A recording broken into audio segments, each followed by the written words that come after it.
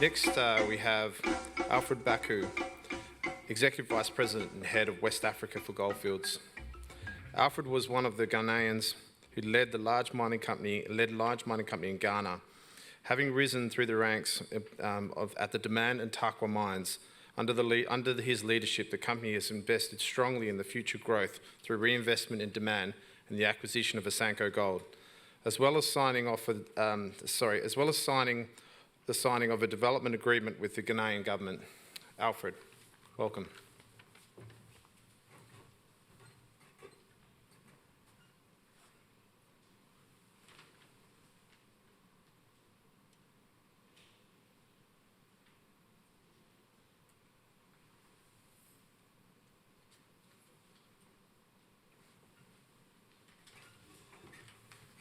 We may be having some slight technical difficulties, but Alfred's joining us online.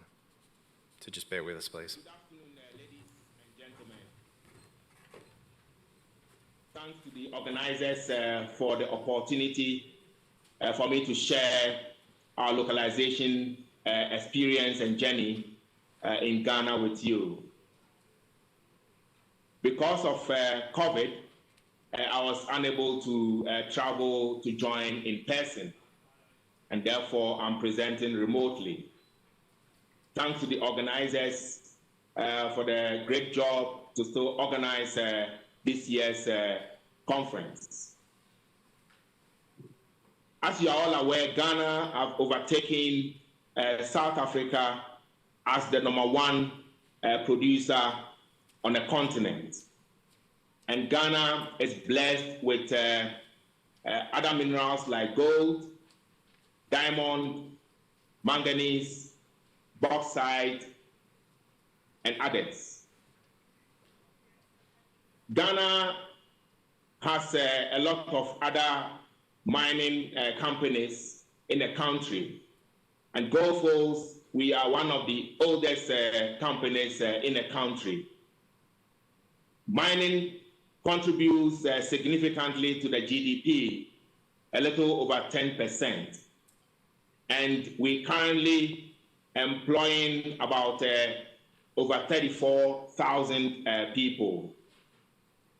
I have a lot of other exciting subjects to share, but today I would like to focus on our localization journey.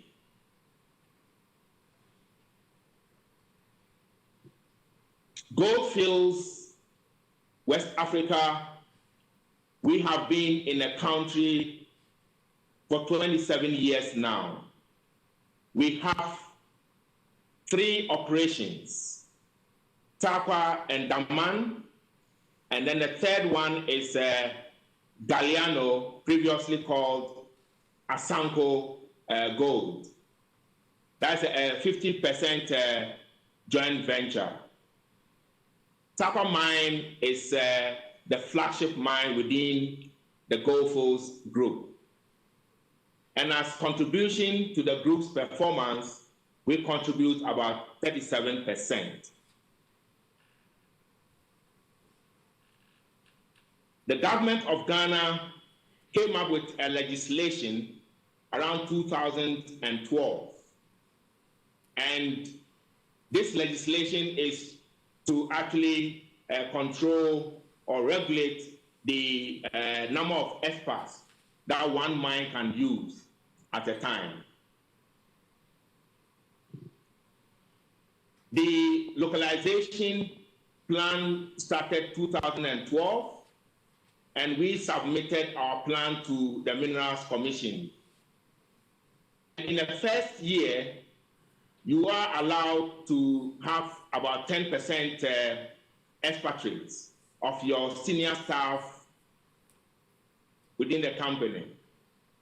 And after 3 years of that, you are to reduce that to 6%.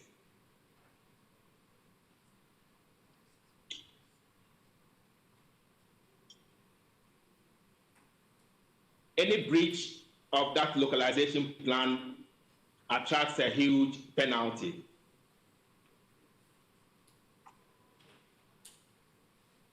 This slide is showing our Localization Journey since 2012. I want to say here that prior to 2012, we were still looking at how we can actually maximize our locals. And therefore, we had about more than 73 expatriates. And in 2012, that number came to 73. And happy to share that as at today, we have about 11, which we have dropped quite nicely. In terms of the strategy that we have for our expat roles, we identify a suitable Ghanaian, and then we draw up a development plan for these Ghanaians, and we take them through the development plan. We monitor their progress, and when we believe that they are getting ready, we give them exposure to actually act in expat roles. And during this acting, when the expat is away on leave, or the expat is got other projects that we can assign to. So we monitor the progress during this acting period, and once they are ready to take over, we promote them into the expat role. And we find other jobs for the expats if available. Otherwise, we say goodbye to the expats. So our success story and achievement since 2012, we have about 56 expatriate positions localized. And in total to date, including the Galiano mine, we have 13 expatriates, 7 at Takwa, 4 at Daman, and 2 at Galiano. On the average, we have about 2.6% of our expats number compared to our senior staff. And that is well below the legislated 6%. There are talks that government is considering dropping the 6% to about 4%. We believe that we are still going to be well placed to be able to meet that. In terms of our success pillars, we have support right from the top, leadership support. So every year we make budget allocations for our counterparts development. We are quite confident in the nationals because Takwa, which is the flagship mine within the group, has about 100% of the management staff running the Takwa operation.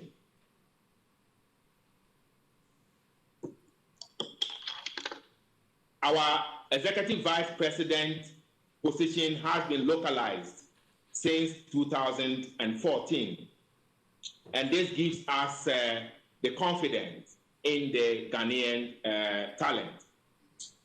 And one thing that has actually helped with this localization journey is the quality of education that we have in Ghana. We have also the University of Mines, which is not far from our Takwa mine. And this university, we go and then we get talent from there. We put them through what we call the graduate training program, and then we can actually get the best out of the lot, and we put them through the pipeline. In terms of commitment to the localization regulations, whenever we are doing any recruitment, we focus on the Ghanaians. Our headhunting experience from the Ghanaians within the diaspora and we also building a technical talent pipeline as well. One area that we are weak is the technical side, especially when it comes to the HME. So we are focusing in that area. We spend a lot of time with the Minerals Commission, who is actually our regulatory agent. In terms of our localization drive, we have actually spent over $18 million to date. And we also have interventions tailored to specific needs of our individual counterparts. Some of the challenges, of course, COVID is one of them.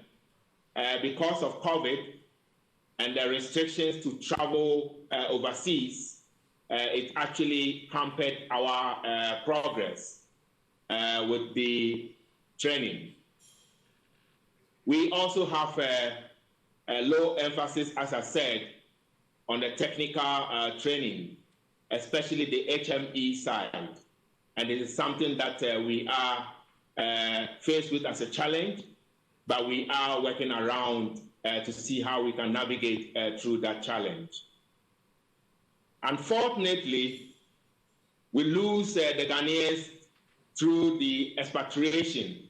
Once they are ready to take over the expat role, you see them landing jobs outside Ghana, and that makes it quite challenging. Difficult to recruit experienced Ghanaians in the diaspora, because most of them are actually not ready to return to Ghana. So by way of looking forward and looking ahead, continuous development of our Ghanaian talent, and accelerate the development of our counterparts as well, intensify on-the-job development. If I look at myself, I had the opportunity to actually attend courses with the Oxford courses overseas. But the on-the-job development is something that I found quite useful, and it's something that we continue to intensify as well. And then also building strong technical talent pipeline through the collaboration with the universities. We've got the University of Mines next to TAPA that we do a lot of collaborations with them. On this note, I would like to thank you very much, and I'll pause here for questions. Thank you.